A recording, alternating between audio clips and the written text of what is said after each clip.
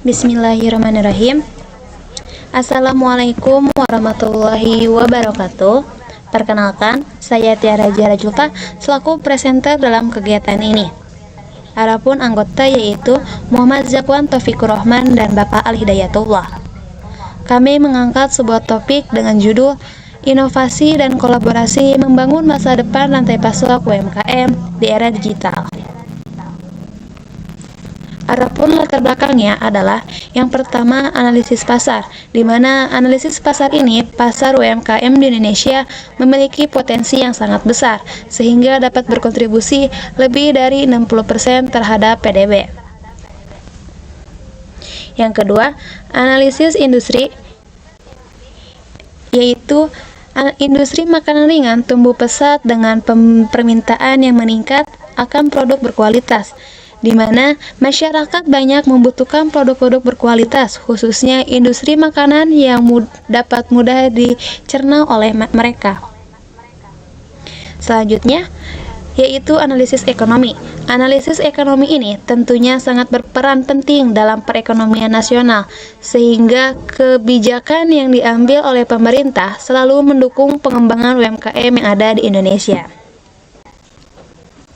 Di sini, tujuan dari penelitian ini yaitu untuk mengeksplorasi perancangan strategi produk baru dalam perspektif konfigurasi jaringan rantai pasokan yang dapat diterapkan oleh UMKM.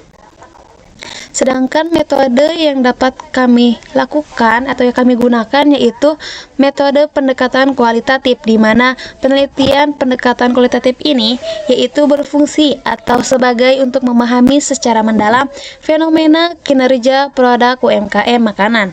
Sedangkan metode pengumpulan datanya secara mendalam dengan UMKM dengan pelaku UMKM. Wawancaranya pun menggunakan semi terstruktur serta diskusi kelompok yaitu FGD. Di sini, informan dalam penelitian langsung dari pelaku UMKM makanan ringan, dan informannya adalah pelaku UMKM makanan ringan yang ada di Sukabumi, yaitu khususnya ada 5 informan di sini. Untuk menguji kapasitas datanya, kami menggunakan teknik regulasi data yang bertujuan untuk mendapatkan temuan atau interpretasi secara akurat dan kredibel. Sedangkan penelitian ini juga menggunakan teknik analisis data kualitatif, yaitu analisis data dilakukan bersama dengan pengumpulan data ataupun pada saat observasi dan wawancara. Adapun langkah-langkah praktis yang dilakukan di sini ada 4. Yang pertama, pengumpulan data, yaitu data yang ditemukan di lapangan bisa melebihi keinginan peneliti. Maka peneliti harus menuliskan data tersebut secara rinci, karena semakin lama peneliti terjun ke lapangan, semakin kompleks pula data yang akan diperoleh. Kedua, penyajian data, yaitu pengumpulan informasi, pengambilan tindakan, penyajian data kualitatif baik berupa grafik, gambar, atau tabel. Yang ketiga, reduksi data, yaitu menajamkan, menggolongkan, mengarahkan, membuang informasi yang tidak perlu, dan mengorganisasi data, dan pengambilan tindakan. Yang keempat, dalam metode ini, dalam langkah-langkah praktisnya analisis data yaitu kesimpulan akhir.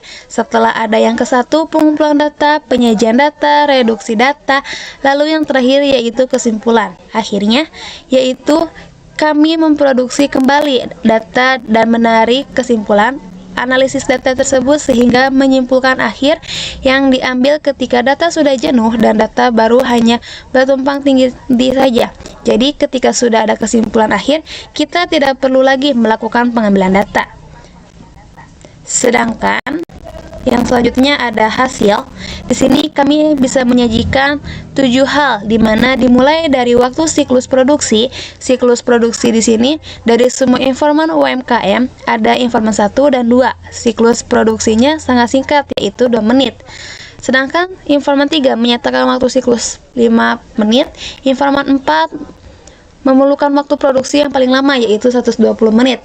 Dan informan 5 memerlukan waktu 60 menit. Jadi, ketika produksi memakan waktu yang lama, maka jadinya pun akan semakin panjang. Yang kedua yaitu tingkat pemanfaatan kapasitas. Dari sini kita dapat melihat dari seluruh informan mereka menjawab bervariasi, yang menunjukkan permintaan tinggi. Dalam hal ini, semua informan menyatakan tingkat pemanfaatan kapasitas dengan semua jenis usaha, yang menunjukkan bahwa UMKM di Kota Sukabumi dapat mengelola permintaan dengan sangat baik. Dengan adanya tingkat pemanfaatan kapasitas, berarti UMKM di Sukabumi sudah mengelola permintaan tersebut dengan sangat baik, di mana dicerminkan dari keberhasilan strategi pemasaran dan produk yang efektif. Semua UMKM dapat memprediksi permintaan dengan tepat dan menyediakan produk sesuai kebutuhan pasar, sehingga semua informan dan usaha dapat memprediksi permintaan dengan tepat dan menyediakan produk serta menimbulkan daya tarik yang kuat di kalangan pelanggan.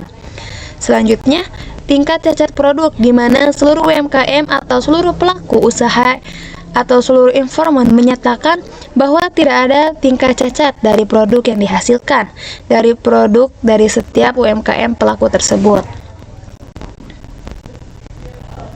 Selanjutnya, adalah tingkat kepuasan pelanggan. Di sini relatifnya, karena melihat yang sudah di angka 70% sampai 90%, kepuasan pelanggan pada UMKM yang ada di Kota Sukabumi sangat puas. Sedangkan biaya produksi dari per unit, di mana bervariasi dari seluruh informan menyatakan bahwa biaya produksi per unitnya itu dari 100.000 sampai dengan 800.000. Jadi kalimat informan ini, biaya produksi per unitnya itu bermacam-macam, tidak sama artinya.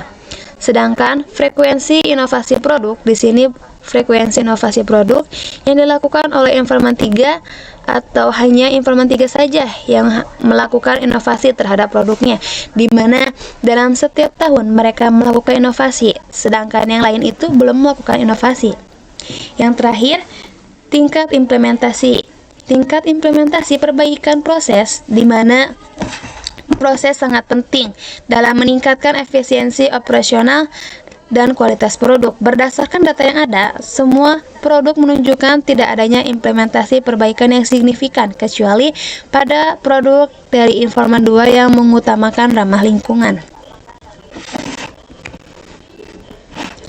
Kesimpulan penelitian ini tentunya memiliki kesimpulan bahwa inovasi dan kolaborasi adalah kunci untuk masa depan rantai pasok UMKM di era digital. Adopsi teknologi digital meningkatkan efisiensi, namun banyak UMKM masih perlu meningkatkan inovasi produk dan perbaikan proses.